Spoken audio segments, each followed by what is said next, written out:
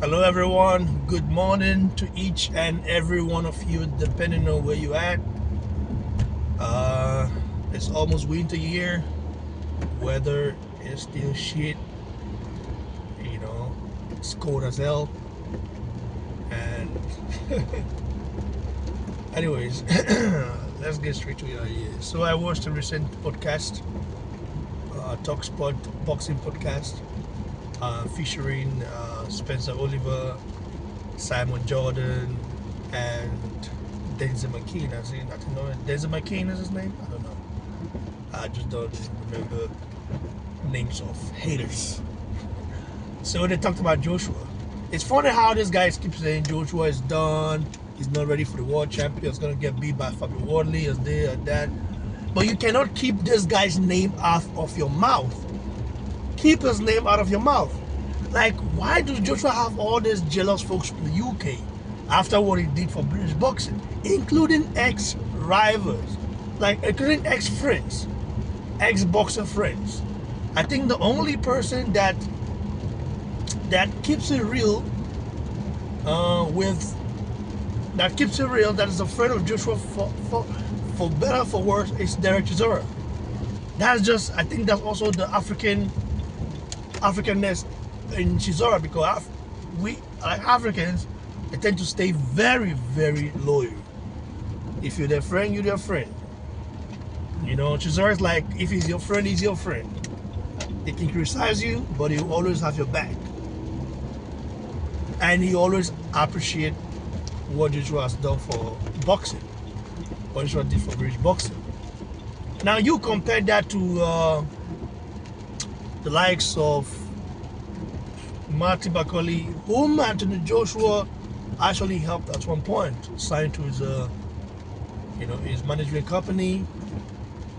Then you have the Lawrence Okoli of the world. I like Okoli, but I also interviewed Okoli before, but I don't know what's going on with him and Okoli. Okoli is saying he wants to train, he would like to spar Jake Paul to prepare him. I'm like, huh? Prepare him for Joshua. I'm like, huh? Like, why do that? Why this backstabbing shit?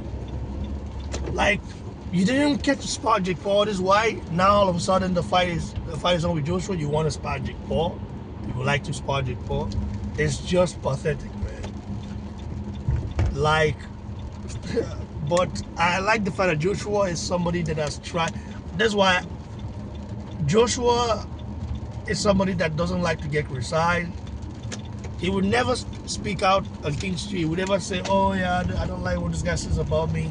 He would just chill, but you can tell it affects him. You know, Joshua is somebody that deserves the support of the UK, the British fans. Because what he did for British boxing, none of the younger crops have been able to reciprocate that. They haven't been able to do that. Moses Talman can't do that. It's not being built properly, like the way I said. I knew that Frank Warren cannot build Moses Talman the way Eddie helped Joshua, because boxing is just modern fighting.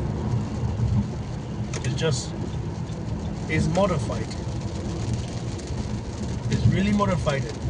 So you can't just say, oh yeah, I can knock you out, I can do this, I can do that, I can do this, I can do that, and then yeah, that's it.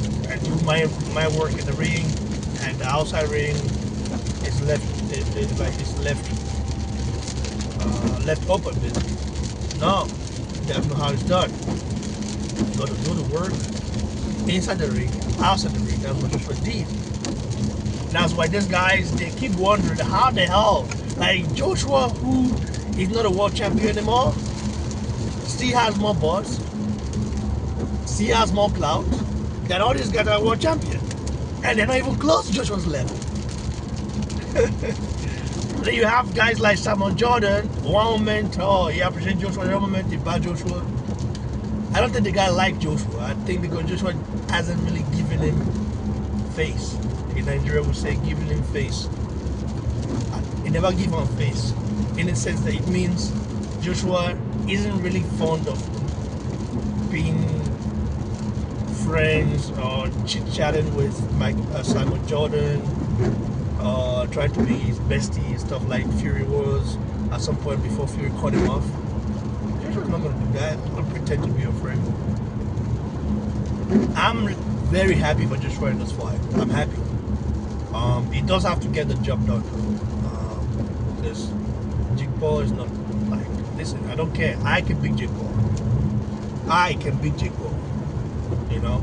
So Joshua has to get it done. But whatever Joshua does there, unless there is a clause somewhere that says Joshua cannot knock Jake Paul out, because Joshua is not somebody that is going to take it easy. Against Ngannou, he didn't take it easy.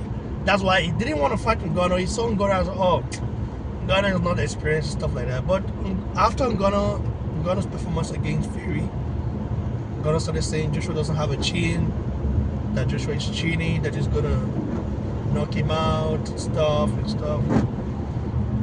And that was when Joshua was like, okay, you think you can knock me out? Okay, let's get on it. And what happened was he got blasted out by Joshua easily. So you see, that is what I mean. Jake Paul is going to say a lot of crap. He's going to use every trick in the book to try lure Joshua into a fight. But no matter what Jake Paul does, he can talk from now till, I don't know, till eternity. He's not going to win. He's not. He can do it himself anyhow he wants. He's not going to win. Joshua is not 58 years old. He's 34, 36. So, I'm 36, I think. So, he's still got a lot. He's still fit. He's still in shape. But it's a good fight though. I'm happy that is happening, and I'm going to definitely watch it for sure. And in regards to Simon Jordan and the rest, I don't know what to say. These guys are quite jealous of Joshua. I don't know what Joshua did to them. But when Joshua finally retires, then yeah, they can stop talking about him, because they use Joshua a lot for views. These guys, they can't stop. They know if they don't have Joshua's name into a video that they post, there's not that it doesn't get a lot of views like that. They have to use Joshua's name most times to get views, and that is crazy. Anyway, like the video, share, subscribe. Big ups to you guys. Catch you on the next one.